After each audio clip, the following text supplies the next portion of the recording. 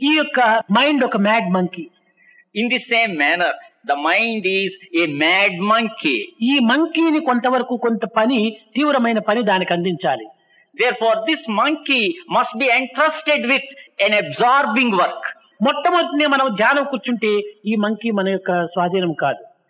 If we sit in dhyana as the first step, then the monkey will not be within our control. కనుక మొట్టమొదట మనం కూర్చొని ఈ monkey mind ను ఒక వాచ్మ్యాన్ పని ఇవ్వాలి, ఇక్కడ పెట్టాలి.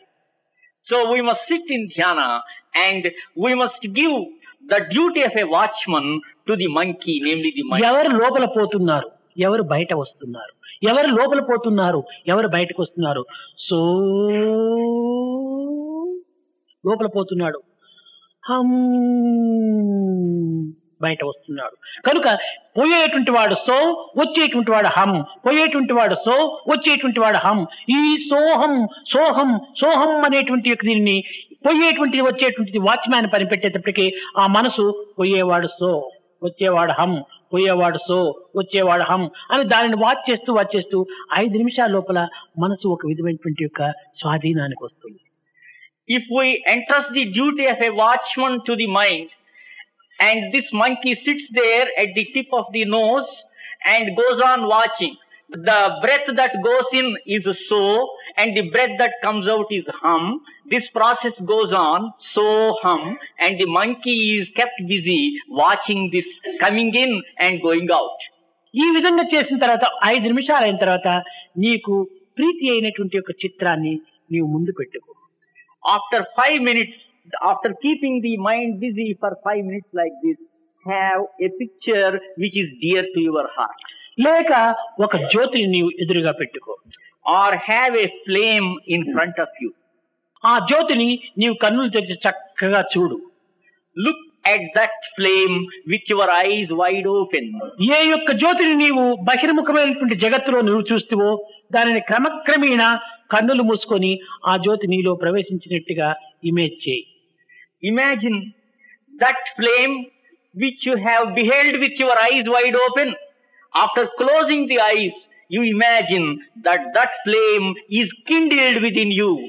కేవలము అక్కడ కూడా నువ్వు మనసుకు ఒక తీవ్రమైన పని పెట్టాలి. There also the mind must be given a busy activity.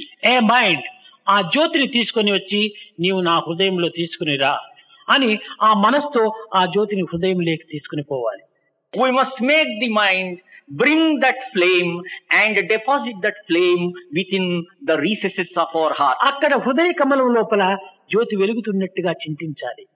In the lotus of the heart, we must imagine that this flame is ablaze. అక్కడి నుంచి ఆ జ్యోతిని సర్వాంగములలో ప్రయాణం చేయాలి.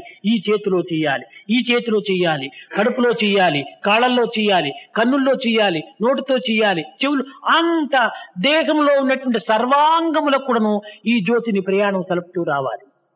Then this flame must travel all over the body, through the limbs, through the stomach, through the eyes, and through every portion of the human body. ఈ దేహమంతా సంచారం చేసిన తర్వాత ఆ దేహం నుంచి తిరిగి బయటకు తెప్పించాలి.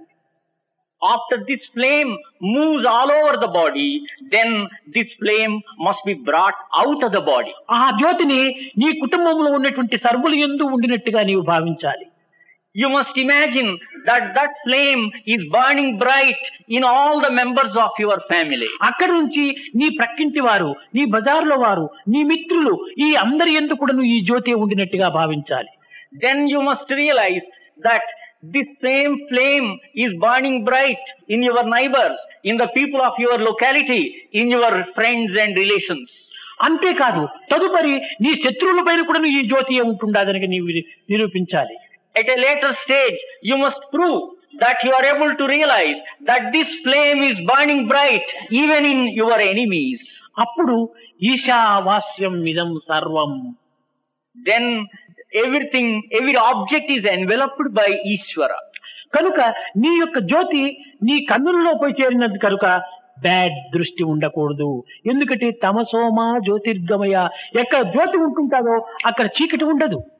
Because the flame is burning bright in the eyes, there should be no darkness. కనుక నీవు చెడ్డ దృష్టికి నీవేమాత్రమూ అవకాశం అందించవు. Therefore, you should not look at bad objects. నీ యొక్క చెవులకు ఈ జ్యోతి చేరటం చేత ఇక్కడ చెడ్డవి విషయాలనేటువంటిది వినడానికి వీలు లేదు. Because the flame has joined your ears, you should not hear anything that is ఆ bad. జ్యోతి నీ యొక్క నాలుక పైన రావటం చేత అక్కడ చెడ్డ మాటలు మాట్లాడడానికి అవకాశం ఉండదు. Because the flame is burning bright on your tongue, there is no scope to utter నీ bad words. పాదముల్లో ఈ జ్యోతి చేరటం వల్ల చెడ్డ ప్రదేశానికి ఇది ప్రయాణం చేయడానికి ఏమాత్రం అంగీకరించదు.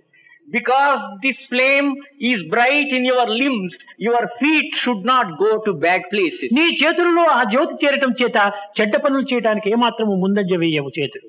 Because the flame is there in the arms, your hands do not undertake any bad work. కనుక ఈ ఏక జ్యోతిని అనేక విధములైనటువంటి యొక్క ప్రయాణములు సలిపి సర్వత్రా ఉన్నటువంటి యొక్క పరమాత్మ జ్యోతి, పరబ్రహ్మ జ్యోతి ఒక్కటే అనేటువంటి యొక్క సత్యాన్ని మనము గుర్తించుకోవటంలో ఈ ధ్యానం అనేటువంటిది ఎంతైనా మనకు సహాయకారిగా ఉంటుంది. So, this one flame travels to several objects and it enables us to realize that the same reality is all pervading. మీరు దీపావళి పండుగ రోజు మీరు కొంతవరకు గమనించి ఉంటుంటారు. అనేక క్యాండిల్స్ అంతా పెట్టి ఒక క్యాండిల్ తీసుకుపోయి ఒక్కొక్క క్యాండిల్ తో మనం అంటిస్తూ వస్తుంటాం. On the Deepavali day, Uttar Pradesh Diwali, on the Diwali day, which we call Deepavali, row of lamps, we keep a row of cressets, earthen cressets, and with one flame we kindle all the flames. కానీ ఒక్క జ్యోతి నుంచి అనేక జ్యోతులు మనం అంటిస్తూ వస్తుంటాం. With one flame we are able to kindle myriad flames. అంటించిన జ్యోతి పరబ్రహ్మ జ్యోతి, అంటింపబడిన జ్యోతులు జీవన జ్యోతులు. The Jyoti which kindles is the Parabrahma Jyoti, the eternal flame, and the others which are kindled by that flame, they are the Jivana Jyoti. కట్టగడపటికి అంటించిన జ్యోతి అంటింపబడిన జ్యోతి రెండు కూడాను ఒక్కటిగానే కనిపిస్తుంటాయి.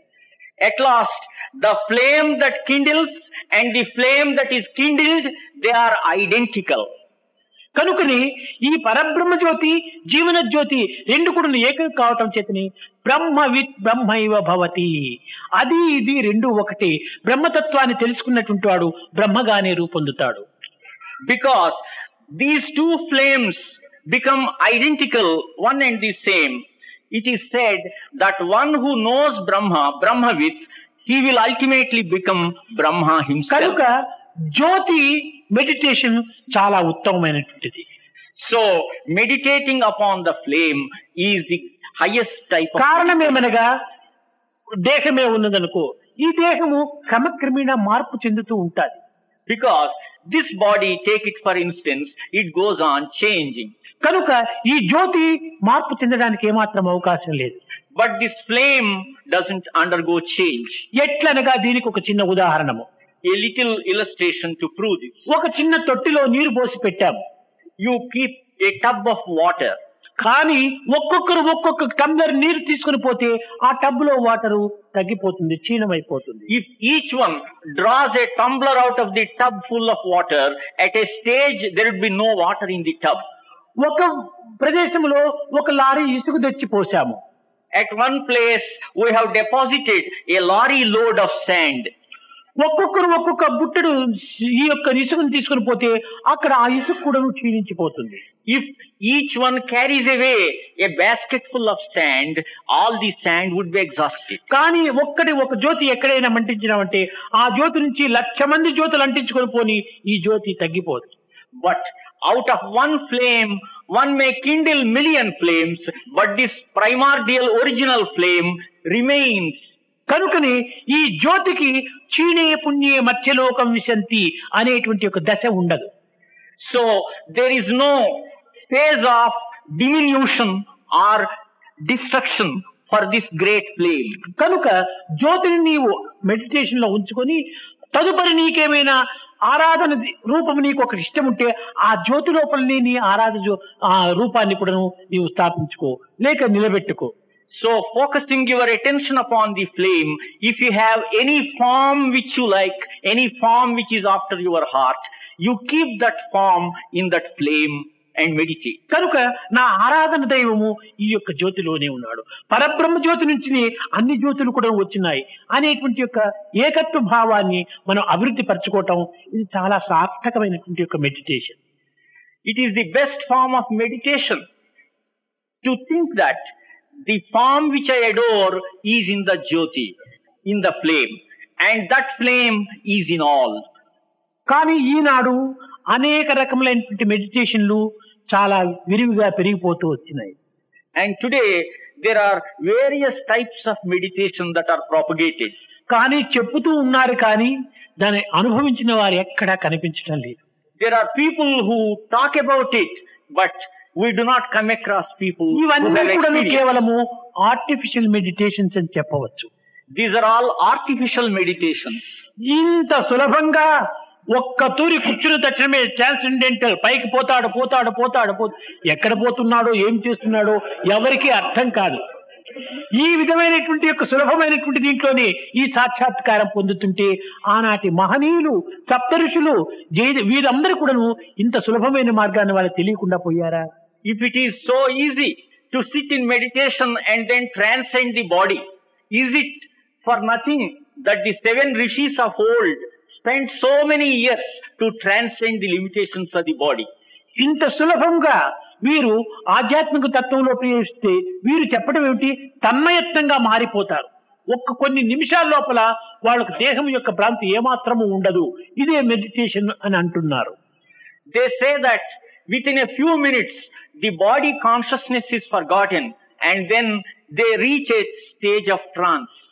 Body consciousness పోయినంత మాత్రమే ఇది మెడిటేషన్ అవుతుందా? Simply because body consciousness is lost, we cannot describe that state as meditation. బాగా 2 bottle తాగేసిస్తే అది కూడా body consciousness. If one drinks 2 bottles of wine, then also he loses body consciousness. ఇది కూడా ఒక మెడిటేషనేనా? Is it a type of meditation? కానీ అది కాదు. Body consciousness పోవాలి, ఆత్మ కాన్షియస్నెస్ సూపర్ కాన్షియస్నెస్ రావాలి. So meditation must first of all make us forget the body consciousness, and it must also enable us to experience the super consciousness. ఈ western country వాళ్ళు ఈ material life లోపల వాళ్ళదంతా ఒక depression కావటం చేత ఈ body consciousness పోవడానికి దీనిని అనేక రకాలుగా ఉపయోగపెట్టుకుంటూ ప్రచారం చేస్తూ వచ్చారు. People in the West, because of the frustration and depression they feel in their lives, they are propagating this type of meditation which grants them the forgetting of the body consciousness. కానీ భారతీయ సంస్కృతి యందు ఇది దీన్ని ధ్యానం అని చెప్పడానికి వీలు కాదు. ఎందుకనగా మనము ధ్యానం అంటే కొంతమంది కాన్సంట్రేషన్ అంటున్నారు. But according to Indian tradition, this cannot be called dhyana. But some people describe dhyana as meditation. This is concentration. This is concentration. Concentration అంటే ఇప్పుడు నేను ఒక పేపర్ పట్టుకున్నాను. I am holding a paper in my hand. ఇక్కడ నేను ఒక paper లో విషయం ఉన్నటువంటి చదువుతున్నాను. I am reading what is there on the paper. District Seva Dal conference అని పెట్టుకున్నాము. There I find the words District Sevadal Conference. ఈ సేవాదళ్ కాన్ఫరెన్స్ అనేది చదవడానికి నా కన్నులు అక్కడ కాన్సంట్రేట్ చేయాలి. In order to read what is printed on the paper, my eyes must be focused at the letters. ఈ చెయ్యి ఇక్కడ దీనిని పట్టుకోవాలి. And I must hold the paper in my hand. మనసు యోచించాలి. And I must think with my mind. బుద్ధి విచారించాలి. And the intelligence must inquire. బుద్ధి, మనసు, చేయి, కన్నులు ఇవన్నీ కూడా నువ్వు ఒక కాన్సంట్రేట్ చేసినప్పుడు దీనిని చదవడానికి వీలవుతుంది. Intelligence, mind, hand and the eyes, they must all work in conjunction. Only then it is possible to అనగా బిలో సెన్స్ ఇంద్రియముల యొక్క సమ్మిళితమే ఈ యొక్క చదవడానికి వీలవుతుంది. So only with the coordination of all the senses it is possible for us to read. కాబట్టి ఈ reading అంతా కూడాను ఒక కాన్సంట్రేషన్ ఉండాలి. Therefore concentration is necessary for reading. Writing కు ఒక కాన్సంట్రేషన్ ఉండాలి. Another type of concentration is necessary for writing. Walking కు కాన్సంట్రేషన్ ఉండాలి. Another type of concentration is necessary for walking. Plate లోపల పెట్టినటువంటి పదార్థము ఇది అప్పలమా, ఇది బజ్జా, ఇది లేకపోతే చపాతీ, ఇది పుదీనా, ఇది పొటాటో, ఈ కాన్సన్ట్రేషన్ లేకపోతే తినడానికి వీలు కాదు. It is not possible for us to eat if we do not have the concentration to discriminate whether this item is appadam or whether this item is a sweet. ఒక driving చేయాలంటే చక్కగా concentration ఉండాలి. To drive a motor car, concentration is essential. కనుక ఈ concentration అనేటువంటిది below sense daily life లో ఇది natural ఇదిగా ఉంటుండాలి. This concentration becomes a routine. It is a daily habit. ఈ కాన్సన్ట్రేషన్ మనం డెవలప్ చేసుకునే నిమిత్తమై పెద్ద ధ్యానం ఎందుకు మనకు చేయాలి? In order to get this concentration, it is not necessary to undertake dhyana. కనుక కాన్సన్ట్రేషన్ అనేటువంటిది ధ్యానం కాదు. Therefore, concentration cannot be equated to dhyana. Concentration below sense, Concentration is below sense. Meditation beyond sense. Meditation is beyond sense. ఈ beyond sense కు మనము ఈ యొక్క below sense నుంచి మనం ప్రయాణం చేయాలి. We must travel, undertake the journey from below sense to what is beyond sense. ఈ బిలో సెన్స్ అనేటువంటి దాంట్లో స్టార్ట్ అయిపోయి క్రమక్రమేణా ప్రారంభించుకున్నప్పుడు అక్కడ ఈ కాన్సన్ట్రేషన్ నుంచి కాంటెంప్లేషన్ అని ఒక బార్డర్ వస్తుంది. So when we set out from what is below sense, through concentration, we reach the stage of contemplation. ఈ కాంటెంప్లేషన్ అనే క్రాస్ను మనం ఆ హద్దును దాటినప్పటికీ మెడిటేషన్ వస్తుంది. And when we cross the limits of contemplation, we reach the area of కనుక meditation. Concentration, contemplation, meditation ఈ మూడు స్థాయిలు ఎట్లా ఉంటున్నాయంటే ఈ కాన్సన్ట్రేషన్ అనేటువంటిది the one you think you are. So there are three stages: concentration, contemplation, and meditation. Concentration may be compared to the one you think you are. The one others think you are contemplation. Contemplation is the one others think you are. ఇంకా meditation అనేటువంటిది the one you really are. And meditation enables us to recognize the one you really are.